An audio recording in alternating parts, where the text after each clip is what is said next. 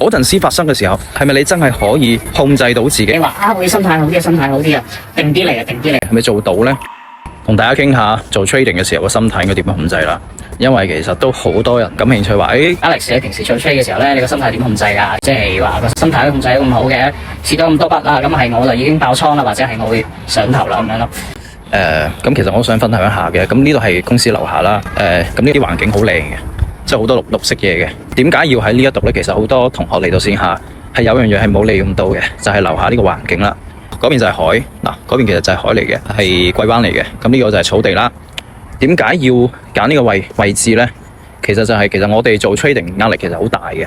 19年嘅時候啦，有個研究其實講到嘅，如果你同自然環境接觸一段時間之後，尤其係20分鐘到30分鐘呢個區間呢，你個減壓效果係最好嘅。其實就係你做 trading 嘅時候呢，係一定會遇到一啲好唔順意嘅時候。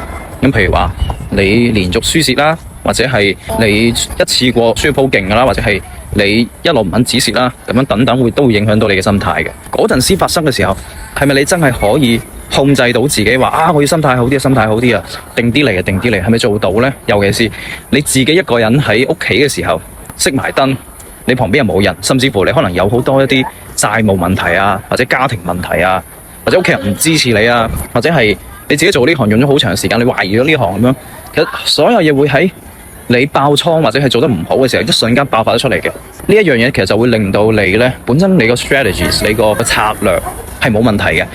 可能今日就係或者呢個禮拜就係唔啱你做嘅時候，即係好正常啫。但係就係呢一樣咁少嘅事會令到你爆發咗出嚟，咁你控制唔到自己，你就會加碼貸款做啲好極端嘅行為。其實你策略 OK， 你智商冇問題，你思考能力冇問題，咁啊一兩次就可以清咗你個倉。呢個時候講道理冇用噶啦。有冇人同你講啊？控制好你嘅心態啦，你唔好咁介懷啦，你會放鬆啲啦。咁我都知放鬆得啦，係咪先？咁我得，我仲使問你？所以呢個時候就係起身，你要做一樣嘢就係起身落樓下，揾一啲綠色嘅地方，或者係你喺屋企擺多啲綠色嘅植物啦，同埋你揾一個人或者係做一啲插件，可以起到 alerting， 即係鬧鐘啊之類嘅，40分鐘起身行下啲草地啊咁樣。尤其是嗰啲你想做全職 trading 嘅人，你由日頭做到夜晚嗰啲，咁啊出問題最多啦。咁呢個時候你最需要嘅其實唔係話研究啲咩策略，邊一個老師好，邊啲策略好，係嘛？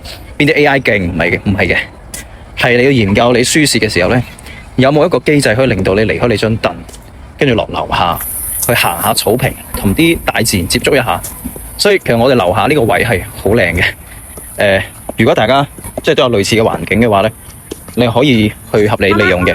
大家如果有自己嘅一啲方法，或者覺得呢一種方法好 OK 嘅話呢，可以喺評論區度留言啦，分享下你自己係點樣去熔斷嘅，點樣去控制自己嘅心態嘅。